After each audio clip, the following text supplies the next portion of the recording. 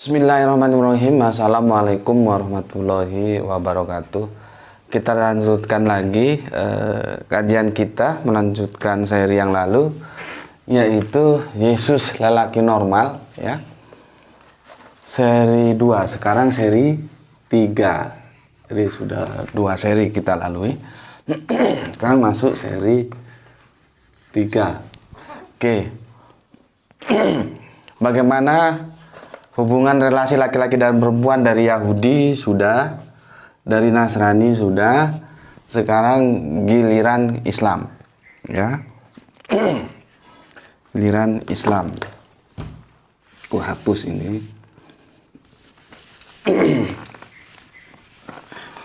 Oke. Terus jadi sekarang giliran Islam, ya. Seperti yang sudah aku katakan, berulang kali aku katakan, gaya seseorang memberikan penjelasan atau mendeskripsikan sebuah, katakanlah, masalah, itu ada yang strike, ya, dia langsung to the point. Ada yang singular, dia berputar terus sampai akhirnya menuju sebuah titik kesimpulan. Aku itu tidak terbiasa dengan yang strike, gitu ya. Kecuali pada kondisi tertentu, aku yang singular, gitu ya. Nah, ini juga singular ini. Dia tidak langsung strike, ya. Ini singular. Nah, kita berbicara tentang laki-laki dan perempuan dulu, relasinya seperti apa. Oke.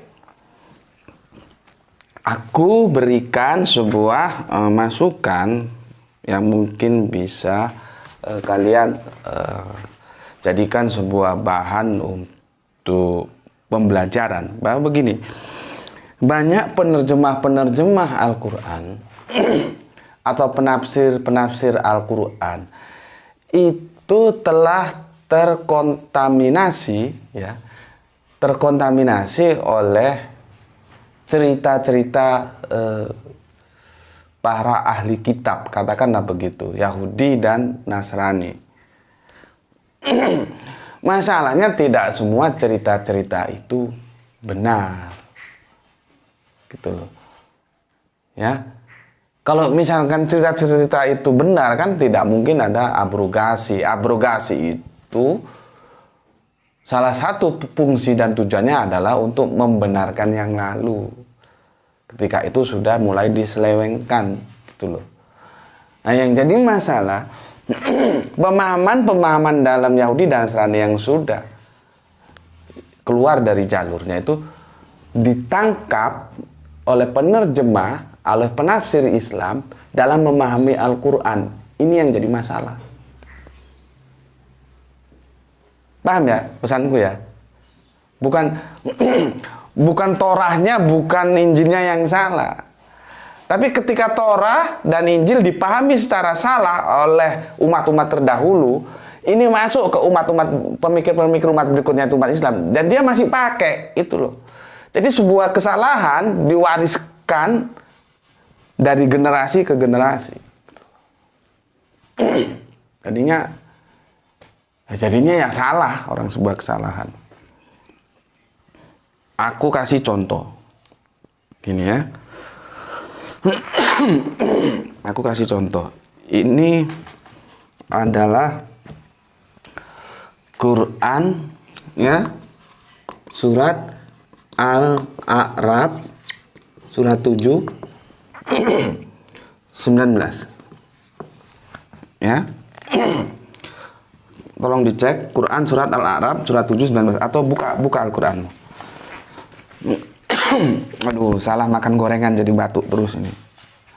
Tapi bukan gorengannya yang salah, saya yang salah. Kenapa? terus makan yang berminyak gitu ya. Jadi harus berani menyalahkan diri sendiri.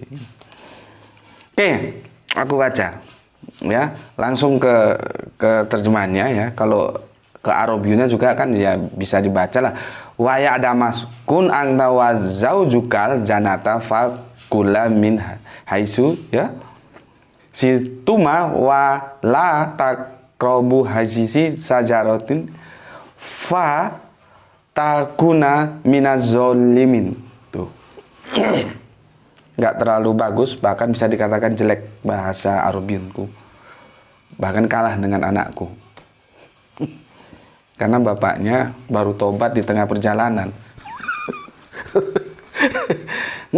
Saya masih belajar bahasa Arab ya. Bahasa Arabiun, jangan bahasa Arab. Oke. Aku bacakan terjemahannya. Dan dalam kurung, jadi wa itu dan, itu kan diberi wa ya adamuskun ya, itu jadi wa itu artinya dan. Kalau kalian ketemu kata wa itu berarti dan. Misalkannya wa innahu, dan sesungguhnya dia. Jadi wa itu nanti wa juga macam-macam ya. Dan dalam kurung Allah berfirman, wahai Adam, tinggallah engkau bersama istrimu dalam surga, dan makanlah apa saja yang kamu berdua sukai, tetapi jangan kamu berdua dekati pohon yang satu ini. Kamu berdua termasuk orang-orang yang zalim. Oke. Sebetulnya yang mau aku bidik di sini kata dekati ketika kita nanti membicarakan tentang zina. Ya inilah singularnya ini ya. Kita mau baca menjelaskan zina tapi masuk dulu ke ayat yang sepertinya tidak berhubungan dengan zina. Gini ya, sudah jelas ya, si penerjemah ini dia sudah terkontaminasi Bible perjanjian lama ya, di Torah itu Adam dan istrinya ya, begitu. Padahal kalau dia mau tunduk terhadap teks original Arabian dari Al-Quran, itu jelas disebut zaujukal. Zaujukal itu bukan istri, bos. Ini yang jadi masalah. Zaujukal itu pasangan. Istri memang pasangan, tapi pasangan belum tentu istri. Ketika aku main badminton, katakanlah bulu tangkis, aku berpasangan dengan Pak Ico. Apakah Pak Ico istriku?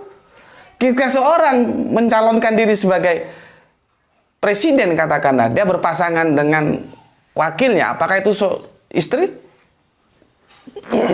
Ini masalahnya si penerjemah ini sudah terkontaminasi Bible. Jadi Adam dan istrinya, padahal sudah jelas di sini bukan istri kok, pasangan. Zaujukal itu pasangan. Kalau zaujatun itu baru istri. Paham nggak kalian? Ini kan terjemahannya repot kalau begini. Makanya ketika orang Islam ditanyai, kok surga itu urusannya seperti selangkangan aja sih? Kok hanya bidadari-bidadari, perawan-perawan? Apalagi ada ustadz, aduh, yang aku kadang-kadang malu kok begitu ya ustadz pemahamannya. Aku pernah dikirimi oleh seorang pendeta, sepertinya sudah dia kompilasi itu, beberapa ustadz yang menceritakan tentang surga, yang seolah-olah cerita selangkangan saja. Kok surga menjadi jorok begitu sih? Kenapa? Karena tidak bisa memahami, terkecoh memahami antara istri dan pasangan. Gitu loh. Nantilah kita bahas tentang bagaimana sebetulnya surga itu apa, benar selangkangan gitu. Makanya ketika aku sama teman buku pendeta dikirimi video-video itu, di mana beberapa orang ustadz menjelaskan tentang surga yang tidak jauh lebih antara lutut dan pusat itu, aku senyum-senyum saja. Aku bilang, sorry bos, ustadz-ustadz itu bukan levelku. Dia tidak bisa memahami antara kata pasangan dan istri, antara apa yang disebut tentang zaujun dan zaujatun. Hampir sama, zaujun, zaujatun. Itu kalau dia mufrad single, ya. Kalau dia plural jamak, maka dia menjadi aswajun atau zaujatun. Kan mirip-mirip itu. Kekeliruan di sini inilah yang menyebabkan sehingga pemahaman surga jadi amburadul begitu. Padahal tidak begitu. Gimana kalian? Ya, terlebih lagi terkontaminasi pemikiran-pemikiran Bible yang keliru. Adam dan istrinya, padahal di sini Adam dan pasangannya. Dia bilang berdua lagi. Waduh, bukan, ya. Al-Quran kalau bercerita tentang Nabi itu dia selalu, ya, bercerita tentang sebuah peradaban. Karena manusia ditugaskan nanti atau memang sudah ditakdirkan akan membentuk sebuah budaya dalam kehidupannya. Maka berbudayalah engkau dalam aturan-aturan Gusti Allah Agung. Itu loh maksudnya. Kalau sudah bicara budaya, konteksnya itu tidak persen-to-persen. Adam dan Hawa, tidak. Adam di sini sebagai nabi. Paham? Jadi kalau nabi pasangannya siapa? Siapa pasangan nabi? Ya umatnya. Gitu loh. Pasangan nabi itu umatnya. Ada nabi, ada umat. Tapi terkontaminasi cerita-cerita Bible yang keliru, akhirnya Nabi itu berbicara tentang Adam secara pribadi, terus istrinya. Ya, jadinya repot seperti ini. Padahal teks, kembalikanlah, kalau nggak percaya lihatlah teks original Al-Quran. Kita kan alhamdulillah ditolong bahwa eksistensi original teks Arabiannya masih ada. Kalau terjemahan itu bisa salah, kembalikan ke teks originalnya. Supaya nanti kamu jelas mana istri, mana pasangan. Gitu. Ditambah lagi sekarang mutoharotun, terus dianggap suci, dianggap perawan, dimainin berkali-kali kembali perawan. Ini kan logika-logika sesat ini. Karena apa? Ketika berbicara tentang mutoharotun terus kesono, pikirannya sudah ngeres gitu loh. Suci itu tidak harus selangkangan. Kalian gimana sih? Ya semoga lah apa yang aku informasikan ini kalian terbuka wawasannya, ada informasi baru. Kalaupun masih sulit diterima, seenggaknya pikirkan dulu lah. Tapi pesanku, apa yang kamu dapatkan dari setiap kajian-kajian sampaikan kepada yang lain. Gitu. Ya. Oke. Aku lanjutkan lagi. Sebentar. Al-A'raf 17-19, ya. Sebetulnya, ya, yang aku mau bidik itu begini. Dan Allah berfirman, wahai Adam, tinggallah engkau bersama, ini terjemahanku sudah tak benarkan ya, bersama pasanganmu, gitu loh, dalam surga dan makanlah apa saja yang kamu berdua suka. Ya.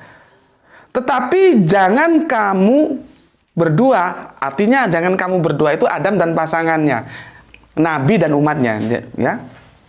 Dekati pohon yang satu ini. Kalian termasuk orang-orang yang zolim apabila mendekati pohon ini. Sebetulnya yang aku mau jelaskan itu kata diksi mendekati pohon ini. Kenapa? Aku ingin menyangga karena ada sebuah pemikiran yang nakal. Dia bilang begini, loh, yang dilarang kan mendekati pohon. Kalau makan pohon boleh. Nah, nanti makan pohon juga. Lihat terjemahannya, keliru lagi nanti terjemahan Al-Quran yang ada ya. Karena ada kata-kata itu. Karena teks awalnya dilarang mendekati pohon ini. Terus dia bilang, loh, kan dilarang kan yang mendekatinya. Kalau makan pohonnya boleh dong. Yang dilarang cuma mendekati. Itu yang aku bilang kemarin tukang jamu itu loh. Di konteks apa ya? Kemarin aku jelaskan. Kalau nggak salah di Kristen Tunggal vs Kristen Tritunggal gitu ya. Hati-hati terhadap tukang-tukang jamu itu. Ya, seolah-olah benar tapi enggak. Maksud ayat ini bukan begitu, tapi justru terbalik. Apa? Mendekati pohon saja dilarang, apalagi makan pohonnya. Begitu loh. Ya. Oke. Ini harus aku tegaskan karena jangan nanti tentang zina dibalik ya. Berikutnya di Al-A'raf 7:22. Ini ya. Quran surat Al-A'raf 7:22. Ini juga bermasalah lagi nih terjemahannya. Ya. Aku langsung ke nganunya aja ya supaya cepat. Ini waktunya sudah mendekati limit katanya. Ya. Di samping itu bahasa Arabianku juga nggak begitu bagus ya. Just for myself lah. Nih, dia setan memujuk mereka, artinya Kanjeng Nabi Adam dan umatnya ya, tipu daya ketika mereka mencicipi pohon itu. Nah, seharusnya yang benar begitu. Kenapa di sini di dalam kurung buah? Ini si penerjemah ini merasa dia lebih pintar dari Allah gitu loh. Sudah jelas kok di teks Arabiunnya ya. Kembalikan ke Arabiunnya ya. Sebentar ya. Di sini ditulis ini aku kasih kenang. Sajarota. Sajaro itu pohon, bukan buah. Kalau buah itu zamrotun. Seperti hadis Kanjeng Nabi. Walad zamrotun kolbu, anak buahnya hati. Zamrot itu buah. Ini dia sudah tulis sajaro. Sajaro itu pohon. Kenapa langsung masuk buah di sini? Inilah contoh ketika si penerjemah ini sudah mulai, bukan mulai ya, memang dia sudah sudah mulai nakal gitu loh. Dia melebihi kitab suci. Kitab sucinya bilang pohon, dia bilang buah. Nggak ada kata buah di sini. Makan pohon ini. Nah, yang masalahnya kalian tidak mengerti. Karena kalian sudah terkontaminasi pemikiran-pemikiran Bible yang keliru. Makanya aku bilang ya, bahwa dosa waris itu tidak ada. Dosa waris itu hanya sebuah metafora. Maka penebusan dosa itu tidak ada. Salib, Yesus disalib itu tidak dalam rangka menebus dosa. Karena apa? Kalau di Bible Anda baca, pohon terlarang itu tidak ada. Itu metafora. Bukan seperti pohon duren, pohon rambutan, pohon-pohon yang lain bisa kamu lihat. Pohon pengetahuan itu di mana kamu bisa cari? Nggak ada. Itu metafora. Allah menjelaskan dengan bahasa metafora. Maka kalau itu dianggap dosa, dosanya dosa metafora. Ada nggak dosa metafora? Ya nggak ada. Gitu loh. Ini kan pemikiran sederhana sih. Nggak terlalu ribet. Tapi yang Kristen-Kristen yang pada nggak terima itu ngomongnya nggak tahu ke kanan, ke kiri. Gitu loh.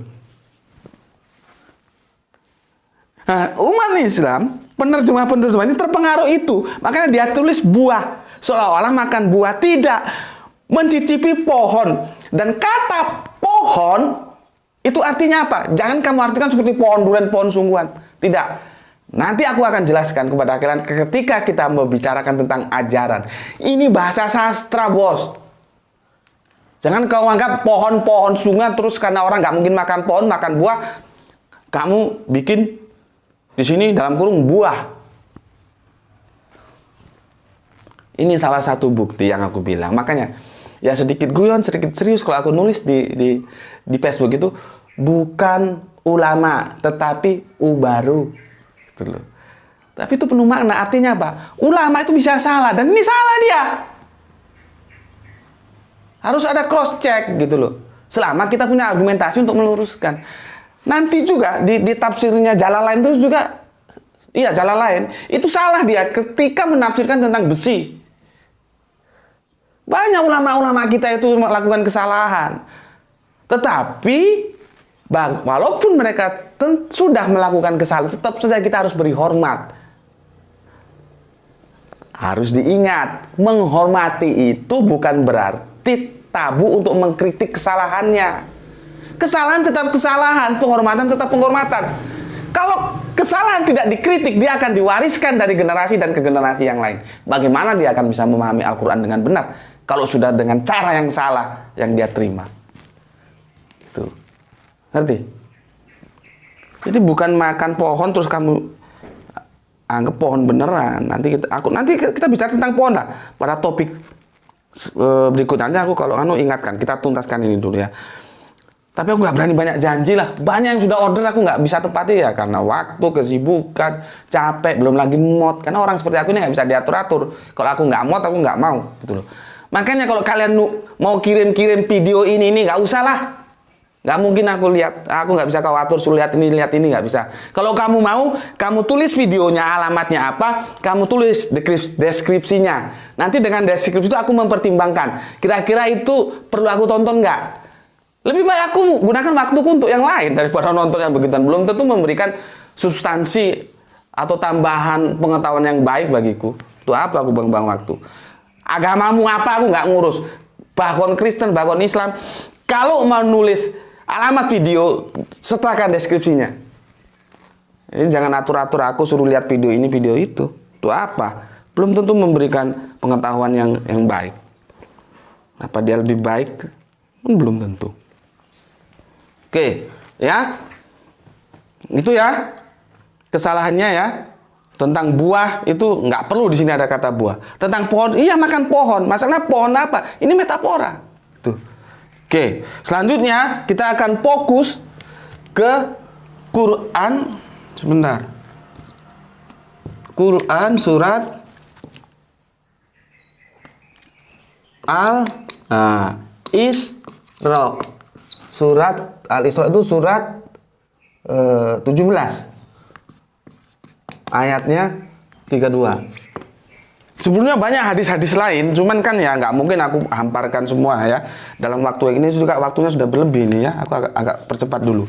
Quran surat Al-Isra. Al-Isra tahu kan kenapa nih dibicara Al-Isra tentang Komariah, tentang Samsiah kemarin? Jangan Az-Zaitun dibaca Al-Zaitun ya. Ini ya di topik yang satu ya 1:14 ya. Tahulah Komariah Samsiah. Di sana, jangan aku ngulang-ngulang lagi.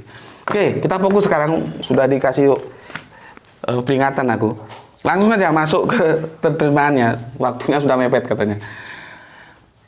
Ini ya. Dan janganlah kamu mendekati zina. Itu sungguh suatu perbuatan kecil dan suatu jalan yang buruk. Mendekati zina. Kenapa tadi aku menjelaskan tentang pohon? Mendekati pohon. Ayat ini jangan kamu balik. Ya. Kamu balik, yang dilarang kan mendekati zina. Zinanya tidak. Ini sekarang banyak yang mengakali agama seperti itu. Agama itu pakai akal, tapi bukan agama itu kau akal-akali supaya menurut maumu. Kamu itu menurut kitab suci, jangan kitab suci menurut maumu. Gitu loh. Kan banyak sekarang, apalagi kita sudah berbicara pluralisme. Banyak ayat-ayat yang diputar balik. Jadi kalimat jangan mendekati zina, itu jangan kamu putar. Loh, zina itu boleh. Enggak dilarang. Loh, baca teksnya. Yang dilarang kan mendekati toh. Kalau berzinanya tidak dilarang. Seperti tadi. Nabi Adam itu dilarang. Apa? Mendekati pohon. Kalau makan pohonnya kan tidak dilarang. Begitu. Logika-logika setan yang akhirnya terjerumus kan dengan Nabi Isa bersama umatnya. Karena logikanya itu dibalik. Disinilah yang aku bilang, ya, beragama itu dengan akal, bukan dengan dengkul. Tetapi jangan kamu akali agama. Sehingga pada surat Al-A'raf 17:32 ini, konteksnya memang benar, jangan mendekati zina, tapi logika bahasanya harus kalian pahami. Lah kalau mendekati saja tidak boleh, apalagi berzina. Kalau mendekati pohon saja tidak boleh, apalagi makan pohonnya. Paham di situ? Oke? Terima kasih. Assalamualaikum warahmatullahi wabarakatuh.